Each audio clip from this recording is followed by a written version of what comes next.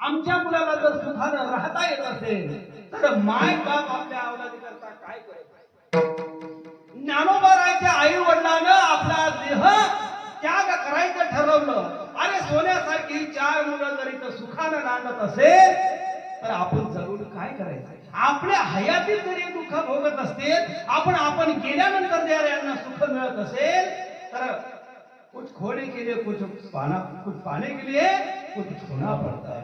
अरे एका कणसाला एका दाण्याला स्वतः गाडून घ्यावं लागतं तेव्हा त्याला हजारो दाणे येत असतात. एका बीजा केला नाश आणि मग भोगी दे आज हे 50 वर्षाचे आपल्याला दिंडीचं भव्य दिव्य स्वरूप दिसतं. पण ज्यांनी सुरुवातीला चालू केली एवढी सुखासुखी झाली असेल का? नाही. त्याच्याकरता अनेकांचे टोमणे खावं लागलं असेल, अनेक संकटाचा सामना करावा लागला असेल, काय करावं लागलं असेल. आज आपल्याला दिसतं 51 वर्ष झालेले हे पंक्ती रेडी आहेत, समाज रेडी आहेत, सगळं तयार आहे. पण याच्याकरता कोणाला तरी हाल अपेक्षा सोसाव्या लागल्या असतील. विठ्ठला विठ्ठला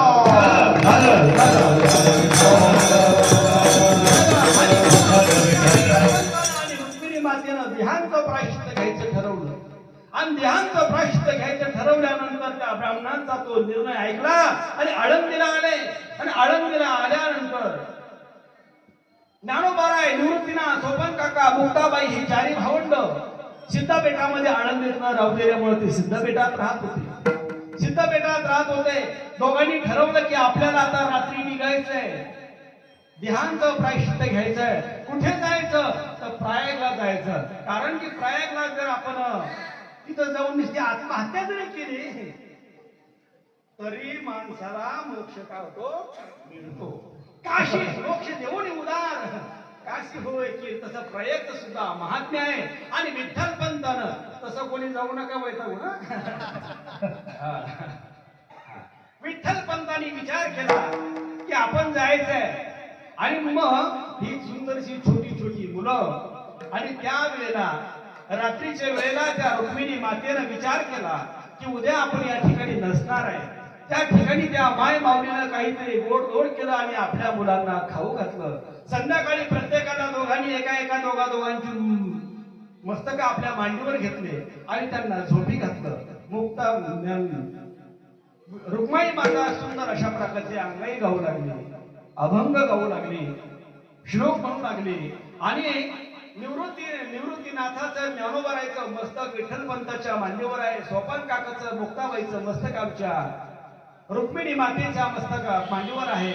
आणि ती रुक्मिणी माता त्यांच्या चेहऱ्यावरून हात फिरवते, डोक्यावरून हात फिरवते. अंतकरणामध्ये असा शोक दाटून आलेला आहे, ते प्रेम दाटून आलेलं आहे. पण काय करावं आता? जर आपण रडलो, आपण जर आता या ठिकाणी अश्रू राहत बसलो तर आपली मुलं सखाई आपल्याला जाऊ देणार नाही. आईचं अंतकरण होतं. विठ्ठल पंतांना सांगितलं की रुक्मिणी रडू नको, आपल्याला रात्री 12-1च्या नंतर जायचंय आणि यांना पटकन झोपी घाल. म्हणून ती रुक्मिणी माता, विठ्ठल पंत, ज्ञानोबाराय, निवृत्तीनाथ, सोपान काका या सर्वांना झोपी घालण्याकरता त्या कुटियामध्ये बसलेले आहेत. ज्ञानोबाराय झोपी गेली, निवृत्तीनाथ जागे आहेत, मुक्ताबाई, सोपान काका झोपी गेलेले आहेत. आणि मग त्या निवृत्तीनाथाला मुक्ताबाईनं विठ्ठल पंतांनी आणि रुक्मिणी मातेनं कुटियाच्या बाहेर आणलं. बाहेर आणल्यानंतर रुक्मिणी मातेचं अंतकरण दाटून आलं. ती रुक्मिणी माता निवृत्तीनाथाच्या तोंडावरून हात धरू लागली आणि सांगू लागली की दादा, हे निवृत्ती दादा, आता तू घरातला जबाबदार व्यक्ती आहे. आता इथून पुढे तुला हे सगळं पाहावं लागणार आहे. निवृत्तीनाथ त्या आपल्या आईला म्हणू लागले की आई, तू आज असं का बरं बोलते? अरे बाळा, आता तू घरातला जबाबदार आहे, तुला घरातली ही जबाबदारी सांभाळावं लागणार आहे. माझी छोटीशी मुक्ताबाई तिचा सांभाळ करावा लागणार आहे. पण बाबा का? आई का? त्या टायमाला ती निवृत्तीनाथाला सांगू लागले की दादा, अरे काल आम्ही पैठणला गेलो. पैठणला गेल्यानंतर तिथील ब्राह्मणाने आम्हाला एक प्रायश्चित्त दिलं की जे प्रायश्चित्त घेतल्यानंतर तुम्हाला गावातल्या मुलामध्ये खेळता येणार आहे. ते प्रायश्चित्त घेतल्यानंतर तुम्हाला गावातल्या मुलाबरोबर बसता येणार आहे. तुम्हाला आळंदीमध्ये कोणी त्रास देणार नाही, तुमची मुंजी केल्या जाईल, तुम्हाला या समाजात मान सन्मान भेटेल. त्याच्याकरता आम्हाला एक प्रायश्चित्त सांगितलं आणि त्या प्रायश्चित्ताचं नाव आहे देहांत प्रायश्चित्त. ते देहांत प्रायश्चित्त घेण्याकरता आम्ही जाणार आहोत. निवृत्ती, तुला माझी शपथ आहे, फक्त नाही म्हणू नको. तू समजदार आहेस का दादा, म्हणून तुला उठवलं रे. मुक्त ऐकणार नाही, ती हट्टी आहे. तो सोपान सुद्धा काही बोलणार नाही. तो ज्ञानोबा आहे तर खूप कवळ्या अंतकरणाचा आहे रे. तू आक्रोश कर, तू समजदार आहेस का दादा, म्हणून तुला उठवलं. लक्षात ठेव, माझ्या नंतर या तिन्ही बाळाला अंतर पडू देऊ नको. निवृत्तीनाथाच्या गळ्यात पडून ती रुक्मिणी माता अंबरटा फोडू लागली. कुटक्याच्या बाहेर निवृत्तीनाथाच्या डोळ्यावरून तोंडावरून हात फिरवला. पुन्हा पुन्हा जावं त्या निवृत्तीनाथाला करून मिठी मारावी. अहो, किती जरी विचित्र पोरगा असला तर 2 दिवस सोडून जाताना आपल्याला घर सोडवत नाही. आता आपण 4-5 दिवस या ठिकाणी माऊली करता आलो, पण घरचे पोरं डोळ्याच्या समोरून आपल्याला जात नाही.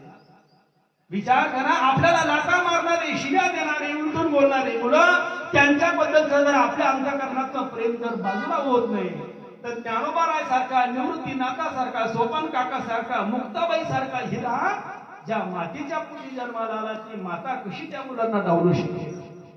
मुक्ताबाईने. आणि मग निवृत्तीनाथाला बाजूला केलं. आणि मग ते विठ्ठलपंत त्या रुक्मिणी मातेला सांगू लागले, रुक्मिणी, अगं आपलं काय ठरलंय, जायचं ना आपल्याला, तुला सांगितलं ना, रडू नको.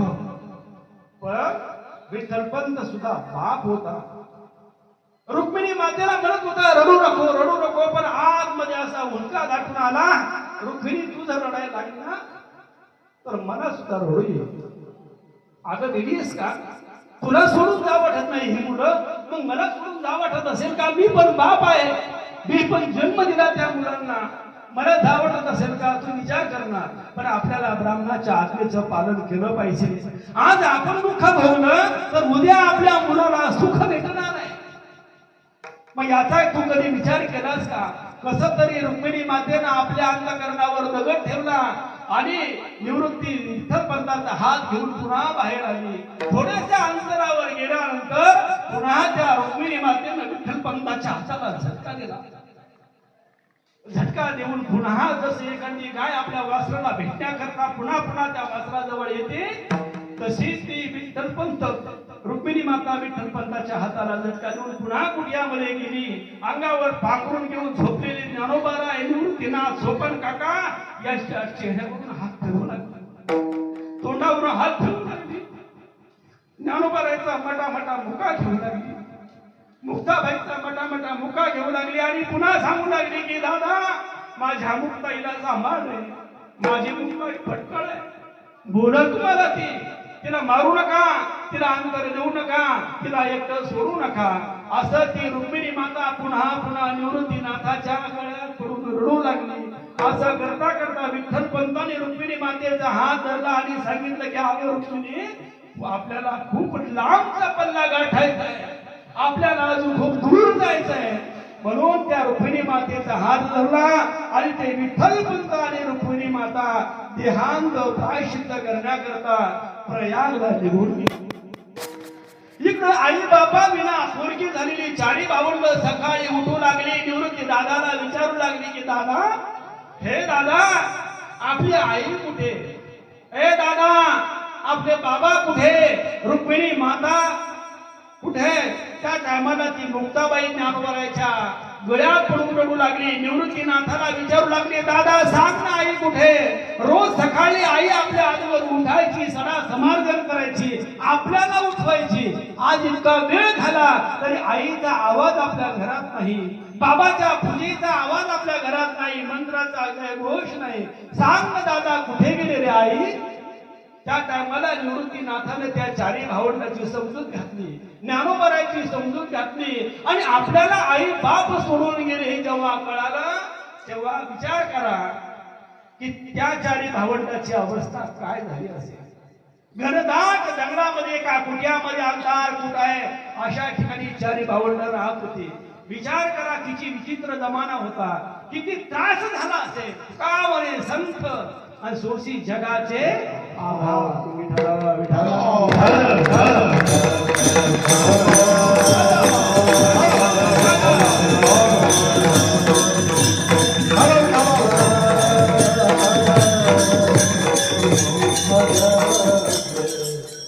आणि असं करता करता नंतर मग बराच काळ गेला आणि मग निवृत्तीनाथ म्हणू लागले, चला आपण आता पैठणला जाऊ आणि ते शुद्धीपत्र घेऊन येऊ. ते शुद्धीपत्र आणण्याकरता ज्ञानोबाराय, निवृत्तीनाथ, सोपान काका, मुक्ताबाई पैठणला जायचं ठरलं. आळंदीतल्या ब्राह्मणांना विनंती करू लागले की आता आम्हाला घ्या, आता आम्हाला घ्या. त्यांनी सांगितलं की आम्ही नाही घेऊ शकत, त्याच्याकरता तुम्हाला पैठणला जावं लागलं. पैठणला जा, त्या सभेमध्ये जो निर्णय होईल तो निर्णय आम्हाला मान्य होईल. आणि मग चारी भावंड पैठणला जाण्याकरता निघाले. पैठणला जाऊ लागले आणि जात असताना नेवासा या ठिकाणी गेली. आणि नेवासा या ठिकाणी गेल्यानंतर पावसाळ्याचे दिवस होते, वारा सुटलेला आहे, घनदाट अशा प्रकारचा पाऊस पडायला लागलेला आहे. धो धो धो धो पाऊस पडायला लागला, वारा विजांचा कडकडाट. आणि असं हे वातावरण असताना सगळीकडे वारा सुटलेला आहे. आणि मग ही चारी भावंड त्या नेवास्यामध्ये गेली. आणि नेवास्यामध्ये गेल्यानंतर काहीतरी आपल्याला आश्रय मिळावा, कुठेतरी आडोशाला थांबावं म्हणून इकडे तिकडे पाहू लागले, तर कुठे काही दिसेना. आणि मग ही चारी भावंड ते विजाचा कडकडाट, पाऊस पडायला लागला म्हणून एका मस्जिदीमध्ये घुसले. एका मस्जिदमध्ये आश्रयाला घुसले. ज्या टायमाला ज्ञानोबाराय, निवृत्तीनाथ त्या मस्जिदीमध्ये घुसले तर त्या ठिकाणी त्यांचा जो एक काजी होता, त्या काजीनं पाहिलं की अरे कोणीतरी हिंदूंची मुलं आपल्या मंदिरामध्ये घुसलेली आहे. त्याने दामणो केला, तो बोलायला लागला की चले जाओ, बाहेर निघलो. म्हणून तो ज्ञानोबाराय, निवृत्तीनाथ, सोपान काका यांना त्या मस्जिदीच्या बाहेर काढू लागला. अरे यहाँ कहाँ आए हो? ये तो मस्जिद हमारी है, मस्जिद मुसलमानों की होती है. आप हिंदू हो तो मंदिर में जाओ, मस्जिद में काय के लिए आए हो? तो मुसलमान त्यांना बाहेर जाण्याकरता हट्ट करायला लागला, बाहेर निघा. हे मात्र काही बोलेना. आणि मग त्या काजीनं असा विचार केला की हे चौघ जण आहे, मी एकटा आहे म्हणून ऐकत नसेल. म्हणून तो काजी पळत गेला. आणि पळत गेल्यानंतर त्या सगळ्या मुसलमानांना त्यांनी जमा केलं की आपल्या मस्जिदीमध्ये कोणीतरी मुसलमानाची मुलं घुसलेली आहेत, हिंदूंची मुलं घुसलेली आहेत. आणि म्हणून हिंदूंची मुलं घुसलेली म्हटल्यानंतर त्याला तर निमित्तच लागतं. तशीच पळत आले, बाहर निकलो. अरे हे मस्जिद हमारी है, आपको ठहरना है तो मंदिर में जाओ. असं म्हणू लागल्यानंतर ज्ञानोबाराय त्यांना म्हणू लागले, आपको किसने कहा ये मस्जिद तुम्हारी है? अरे आपको पता नहीं मस्जिद मुसलमानों की होती है और मंदिर हिंदू का होता है. आपको ठहरना है तो मंदिर में जाओ, ये हमारी मस्जिद है. त्या टायमाला ज्ञानोबाराय म्हणू लागले, जोपर्यंत ही मस्जिद म्हणत नाही की मैं मुसलमानों की हो, तब तक हम यहाँ से बाहर नहीं निकलेंगे. अरे बेवकूफ, मस्जिद कहीं बोलती है क्या? वो दीवार, पत्थर की दीवार, ये आदमी से बोलती है क्या? अरे बोलती नहीं तो तू कब से क्यों बोल रहा है कि मस्जिद हमारी है, मस्जिद हमारी है? उसने कधी कहा का मैं मुसलमानों की हो? आज तिने आतापर्यंत म्हटलं नाही की मी मुसलमानाची आहे. तर तू केव्हापासून बरोबर चालली तुझी की मस्जिद मुसलमानाची असते. आणि मग ज्ञानोबाराय म्हणू लागले की जब तक वो मस्जिद नहीं कहेगी मैं मुसलमानों की हो, तब तक हम यहाँ से निकलने वाले नहीं. त्या टायमाला त्या मुसलमानाने एकाने बोलण्याचा प्रयत्न केला की ए मस्जिद तू किसकी आहे? काही आवाज नाही आला. दुसऱ्यांदा म्हणू लागला की ए मस्जिद तू किसकी आहे? काही आवाज नाही आला. आणि मग ज्ञानोबाराय म्हणू लागले, अरे 2-4 बार हुआ तभी भी मस्जिद बोलती नहीं कि मैं मुसलमानों की हो, मैं पूछूं क्या किसकी हो? त्या टायमाला तो मुसलमान म्हणू लागला, कहो आप पूछो किसकी है? त्या टायमाला ज्ञानोबाराय म्हणू लागले की ए मस्जिद तू किसकी आहे? त्या टायमाला त्या भीतीच्या दगडातून आवाज आला की मैं ज्ञानेश्वर महाराज की हो. असा आवाज आला. आणि आवाज आल्यानंतर मग मात्र त्यांना कळून चुकलं की ही चारी भावंड काही सामान्य नाही. तिने देव जसे परब्रह्मीचे ठसे, जगी सूर्य जसे. आणि मग यांनी आवाज दिल्याबरोबर आवाज आला. त्यांना यांच्या अधिकाराचा मात्र यांना अधिकार कळाला. आणि मग ती मुसलमान मात्र त्या ठिकाणी नतमस्तक झाले आणि मग पुढच्या प्रवासाला निघाले. पुढच्या प्रवासाला निघाले. पण विचार करा, पुढच्या प्रवासाला निघाल्यानंतर चमत्कार असा झाला की ती मस्जिद सुद्धा त्यांच्या पाठीमागे सरकू लागली. आणि मग ते मुसलमान घाबरले आणि मग ते ज्ञानोबराला प्रार्थना करू लागले, आप जाओ हमारी मस्जिद कहा लेके जा रहे हो.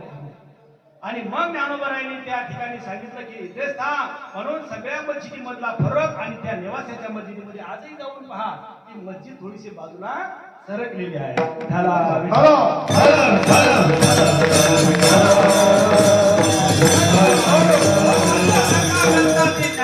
चारी भावंड नेवासावरून नंतर मग पैठण मध्ये गेले. पैठण मध्ये गेल्यानंतर तेथे कृष्णाजी देवखुळे होते. ते विठ्ठल पंतांचे मामा होते. आता तिथे गेल्यानंतर ते विठ्ठल पंताचे मामाच्या घरी कृष्णाजी देवखुळे यांच्या घरी ज्ञानोबाराय निवृत्तीनाथ चारी भावंड त्या ठिकाणी थांबले. आता ज्या घरी थांबले होते त्या कृष्णाजी देवखुळे यांच्या घरी वडिलांचं श्राद्ध होतं, पितृश्राद्ध होतं. त्याच्यामुळे त्या कृष्णाजी देवखुळे यांनी त्या सगळ्या ब्राह्मणांना आमंत्रण देऊन ठेवलेलं होतं की उद्या सकाळी आमच्या घरी भोजनाकरता या. पण रात्रीच्याच वेळेला ज्ञानोबराय हे चारी भावंड त्या कृष्णाजी देवखुळे यांच्या घरी मुक्कामाला थांबले. आणि मुक्कामाला थांबल्यानंतर संन्यासाची मुलं या कृष्णाजी देवखुळेच्या घरी मुक्कामाला थांबली. ही बातमी वाऱ्यासारखी सगळ्या पैठण नगरीमध्ये पसरली. आणि पसरल्यानंतर कृष्णाजी देवखुळेने सकाळचा स्वयंपाक एकदम सुंदर अशा प्रकारचा पंचपक्वान्नाचा स्वयंपाक करून ठेवलेला आहे. आणि स्वयंपाक करून ठेवल्यानंतर स्वयंपाक वगैरे झाला आणि तो कृष्णाजी देवखुळे ज्या ब्राह्मणांना आमंत्रण दिलं होतं त्या ब्राह्मणांना जेवणाकरता बोलवण्याकरता गेला. आणि जेवायला बोलवण्याकरता गेल्यानंतर त्या ब्राह्मणाने विचार केला की याचं घर आता अपवित्र झालेलं आहे. यांनी संन्यासाच्या मुलांना रात्रभर घरामध्ये ठेवलेलं आहे. याच्या घरचं भोजन अपवित्र झालं, याचं घर अपवित्र झालं. आता आपण याच्या घरी भोजनाकरता जायचं नाही. सगळ्या ब्राह्मणाची मीटिंग झाली. सगळ्यांनी एकमेकाला मेसेज करून दिला, फोन केला, उद्या याच्या घरी जायचं नाही. आणि मग कृष्णाजी देवखुळे ज्या टायमाला त्यांच्या घरी जायला लागले की चला ब्राह्मण देवा, अहो भोजन तयार आहे, जेवणा करता या. ते म्हणले तूच खायचं घरचं, आम्हाला नाही खायचं. आणि त्याच पोराला खाऊ घाल, ज्यांना तू रात्रभर तुझ्या घरात ठेवलं त्यांना खाऊ घाल. आणि मग कृष्णाजी देवखुळेचा नाईलाज झाला. एकही ब्राह्मण जेवायला तयार नाही. आणि जेवायला यायला तयार नाही म्हटल्यानंतर त्या बिचाऱ्याला दुःख वाटलं. कृष्णाजी देवखुळे नाराज होऊन उदास चेहऱ्याने आपल्या घरी आले. घरी आल्यानंतर कोपऱ्यामध्ये बसले. काय करावा, एवढा मोठा थाटमाट करून आपण हा स्वयंपाक केला, काय करावं. ब्राह्मण जेवायला येत नाही. चेहऱ्यावरची उदासीनता ज्ञानोबारायानं पाहिली. आणि ज्ञानोबाराय त्या कृष्णाजी देवखुळे यांना म्हणू लागले की काय झालं. त्या टायमाला ते सांगू लागले, अहो आमच्या घरी आज पितृश्राद्ध आहे आणि मी ब्राह्मणांना काल रात्री आमंत्रण देऊन गेलो, पण आता एकही ब्राह्मण यायला तयार नाही. का, तुम्हाला मी घरात घेतलं त्याच्यामुळं. अरे आमच्यामुळे एवढा मोठा वाईट प्रसंग तुमच्यावर आला. आणि मग माऊली त्या कृष्णाजी देवखुळेला म्हणू लागले, काका तुम्ही काय करा, पात्र वाढवा, पात्र तयार करा, वरून ठेवा. अहो म्हणजे ते येत नाही. त्या टायमाला माऊली म्हणू लागले, हे जर नाही आले आणि त्याच्या बापाला जर बोलवलं तर. त्या टायमाला कृष्णाजी देवखुळे म्हणू लागला, माऊली त्यांचा बाप काही कोण्या गावाला गेला नाही, शेतात गेला नाही. मग अहो त्याचा बाप वर गेलेला आहे. माऊली म्हणतात म्हणूनच म्हणतो त्याच्या वर गेलेल्या बापाला सुद्धा मी या ठिकाणी बोलू शकतो. सांगा बोलू का. आणि मग तुम्ही पात्र वाढा. त्या कृष्णाजी देवखुळेने रांगोळ्या काढल्या, पात्र वाढले. आणि पात्र वाढल्यानंतर ज्ञानोबारायाने हातात पाणी घेतलं आणि पित्राला आवाहन केलं.